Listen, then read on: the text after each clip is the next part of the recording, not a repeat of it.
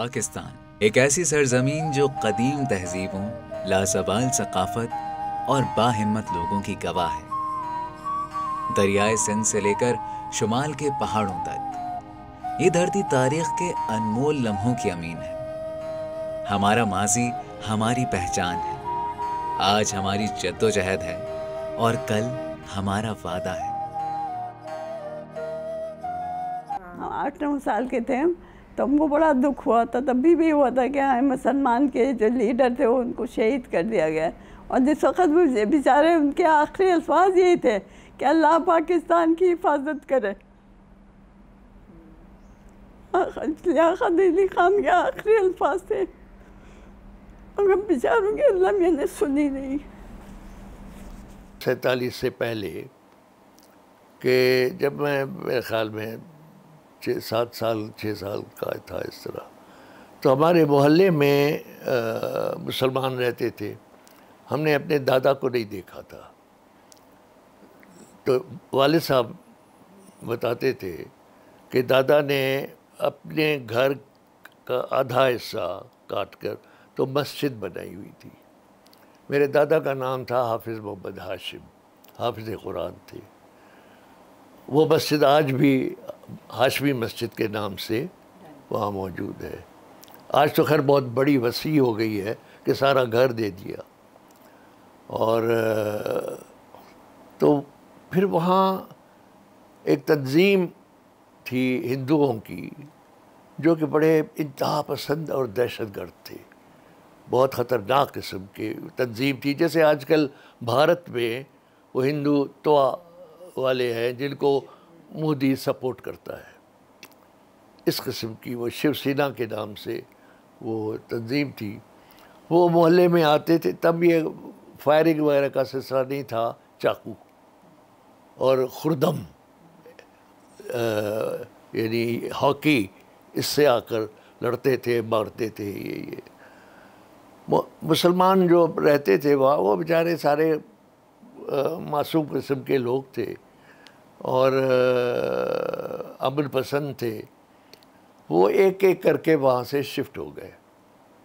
میرے دادا کو بھی کہا کہ آپ بھی شفٹ ہو جائیں، خطرہ ہے۔ دادا نے کہا کہ نہیں، مسجد کا محافظ تو اللہ ہے، لیکن میں نے بنائی ہے، میں اس کو اکیلا نہیں چھوڑوں گا۔ وہ نہیں گئے۔ پاکستان کی کہانی 1947 سے بہت پہلے شروع ہوتی ہے۔ یہاں وادی سندھ کی تہذیب پروان چڑھی۔ موئنجو دڑو اور ہڑپا وہ مقامات ہیں جہاں انسان کی ترقی کی بنیاد رکھی گئی۔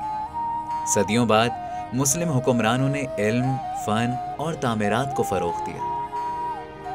علیحدہ وطن کا خواب سر سید احمد خان نے دیکھا، علامہ اقبال نے اسے سوچ میں ڈھالا، اور قائد اعظم محمد علی جناح کی قیادت میں یہ خواب حقیقت۔ آپ کا مذہب کیا ہے؟ ذات کیا ہے؟ قوم کیا ہے؟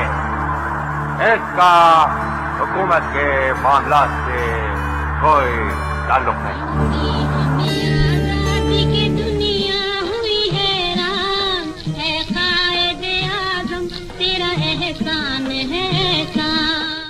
سب ہندو، کانگریس، مسلم لیگ، سکھ وغیرہ سب مل کر، اور اس میں کامیابی ہوئی۔ انگریز گیا۔ پھر جب تقسیم کی بات ہوئی تو مہاتما گاندھی نے قائد اعظم کو کہا، mister Jinnah, you be the governor general of whole India. بہت بڑی آفر تھی، but please don't break India. بابا قوم قائد اعظم اپنے عزم پر وہ مستحکم تھے کہ اور وہ ویژن تھا ان کا۔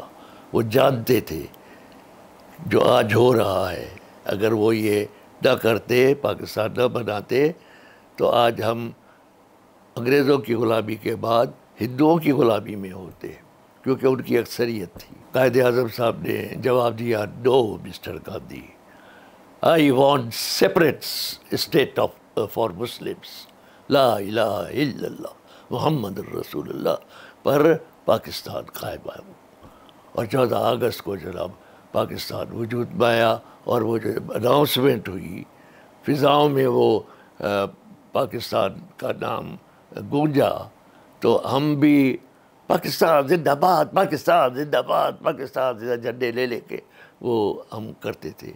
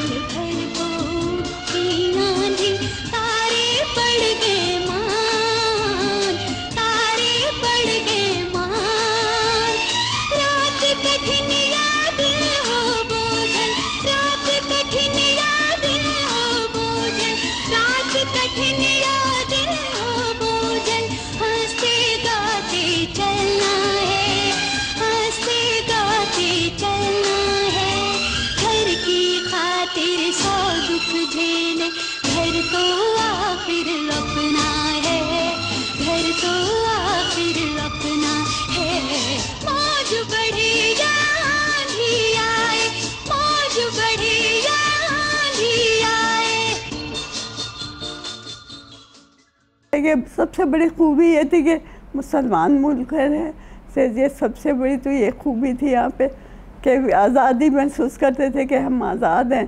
اور انڈیا جاؤ تو وہاں کے لوگ ایسے یہ بات نہیں ہے کہ تکلیف میں ہیں، ان سے پوچھو تو لگتا ہے وہ بھی آرام سے ہیں، مگر ہم کو یہ لگا وہ آزادی محسوس نہیں ہوتی تھی وہاں جا کے، لگتا تھا کہ اب تو بالکل بھی نہیں ہے، اب تو ایسی زیادہ ہندوانہ پن ہے جس کی انتہا نہیں ہے۔ ہاں خیر اس کے بعد ان کے گھروں میں ہندو رہنے لگے، حالانکہ ہندو آج بھی لاکھوں کی تعداد میں پاکستان میں رہتے ہیں اور بڑے ہمارے بھائیوں کی طرح رہتے ہیں، امن پسند ہے، ہماری بڑی آپس میں محبتیں ہیں، ایسا نہیں ہے۔ ایون ان انڈیا ہندو جو امن پسند ہے، میں فلم انڈسٹری کی بھی بات اگر کروں، انڈیا کا فلم انڈسٹری، اس میں کئی لوگ ہیں جو میرے فین ہیں اور وہ چاہتے ہیں کہ ہندوستان پاکستان کے آپس میں محبتوں کے اور بھائی چارے کے تعلقات ہوں۔ جہاں ہماری بہادر فوجوں نے وہ جنگ جیتی تھی، وہاں ہم نے بھی فنکاروں نے آواز کی جنگ جیتی تھی، جو عسکری نغمے کریٹ ہوئے، جو میں پروگرام کیا کرتا تھا ریڈیو پاکستان حیدرآباد سے، سندھی میں بھی ہوتا تھا، اردو میں بھی ہوتا تھا، سندھی میں اس کا نام تھا جام جم۔ وہ دو اسٹاک کیریکٹرز ہوتے تھے، میں ہوتا تھا اور سامنے عبدالکریم بلوچ ہوتے تھے، وہ ہندو بنتے تھے، ان کا نام تھا گنگا رام، میرا نام تھا شہباز۔ تو وہ پوچھتے تھے کہ سائیں ابھی وہاں کیا ہو رہا ہے، وہاں شاستری کیا کہہ رہا ہے، یہ وہ، تو پھر میں جاؤ میں جم، تو ہم فلیش بیک میں جاتے تھے۔ جو آرٹسٹ تھے ریڈیو کے وہ ان کی آواز میں وہ پروگرام کرتے تھے، جس سے ہماری فوج جو بارڈر پر لڑ رہے تھے ان کی بڑی حوصلہ افزائی ہوتی تھی۔ ٹیکنالوجی، تعلیم اور تعمیرات میں ترقی ہو رہی ہے، ہمارا نوجوان سائنس، کھیل اور فنون میں رکاوٹیں توڑ رہا ہے۔ کراچی کی چہل پہل سے گلگت بلتستان کی وادیوں تک پاکستان تنوع اور توانائی کا ملک ہے۔ قائد اعظم کا دیا ہوا پیغام اتحاد، ایمان اور قربانی آج بھی ہمارے دلوں میں زندہ ہے۔ سب سے پہلے تو اللہ کا بہت شکر ادا کرنا چاہوں گی کہ اس نے ہمیں اس آزاد ملک میں پیدا کیا، اتنی نعمتوں سے نوازا۔ اللہ کا شکر ہے کہ ہمارے ملک میں کوئی ایسی نعمت نہیں جو کم ہو، بس ہمیں چاہیے کہ ہم اس کی ترقی میں اضافہ کرنے کے لیے طریقے سوچیں کہ ہم کس طرح سے پاکستان کو آگے لے کر جا سکتے ہیں، کس طرح سے ان نعمتوں کو یوٹیلائز کر سکتے ہیں۔ اے آئی، جہاں دنیا میں ہر طرف اے آئی کے بارے میں سننے کو ملتا ہے، ہمیں چاہیے کہ ہم اسے بھی استعمال کریں۔ اے آئی کی وجہ سے ہم اپنے ملک کو ٹیکنالوجیکلی مزید ڈیولپ کریں تاکہ ہمارا ملک بھی دنیا کے باقی تمام ممالک کے برابر آ سکے اور ہم فخر سے کہہ سکیں کہ ہمارا پاکستان بھی کسی سے کم نہیں؟ آج کا پاکستان، آئی تھنک آج کا پاکستان بہت سارے چیلنجز فیس کر رہا ہے because of geo economics and geo strategic position. پر اس میں جو سب سے خوشائن بات ہے کہ ہمارا جو یوتھ ہے آبادی کا تقریباً 50% سے زیادہ ہے، اور دوسری بات ہماری جو خواتین ہیں وہ بھی 50% سے زیادہ ہیں. تو میں سمجھتا ہوں کہ یوتھ کو پازیٹیوٹی کے طرف لے کے جانا ہے. اور پازیٹیوٹی کیا ہے کہ ہم اپنی آئیڈیالوجی کی شناخت کریں اور ان یوتھ کو ایک کوالٹی ایجوکیشن فراہم کریں. اور اس کے ساتھ ساتھ وی شوڈ فرملی بلیو کہ gender empowerment is a way forward. جب تک ہم اپنی خواتین کو پروموٹ نہیں کریں گے کہ وہ اپنا کردار انجام دیں، شاید پاکستان ترقی نہ کر سکے. اکثر ہمارے یوتھ کمپلین کرتے ہیں کہ مجھے یہ نہیں ملا، مجھے وہ نہیں ملا. پر میں ایز اے پاکستانی شہری فخر کرتا ہوں کہ اس پاکستان نے جو کچھ مجھے دیا شاید میں ڈیزرو نہیں کرتا. مگر نوجوان نسل کو چاہیے کہ وہ اپنی پاکستان کی شناخت کے ساتھ ہر ادارے میں محنت کریں، اور محنت کر کے ہی ہم قوموں کے مقابلہ کر سکتے ہیں. قدرتی وسائل، اسٹریٹجک مقام اور محنتی عوام کے ساتھ پاکستان ایک مضبوط اور جدید قوم بننے کی صلاحیت رکھتا ہے. لیکن حقیقی ترقی صرف اتحاد، ایمانداری اور انصاف سے آئے گی. کل کا پاکستان وہ ہوگا جہاں ہر بچہ تعلیم حاصل کرے، ہر شہری کو برابر حقوق ملیں اور امن و خوشحالی عام ہو. یہ خواب ناممکن نہیں، یہ بس ہمارے یقین، ہماری محنت اور ہماری تعمیر کا منتظر ہے. کل نے ہمیں پہچان دی، آج ہماری ہمت آزمائی جا رہی ہے، اور کل ہمیں عظمت کی طرف بلا رہا ہے. یہی ہماری کہانی ہے اور یہی ہے ہمارا پاکستان.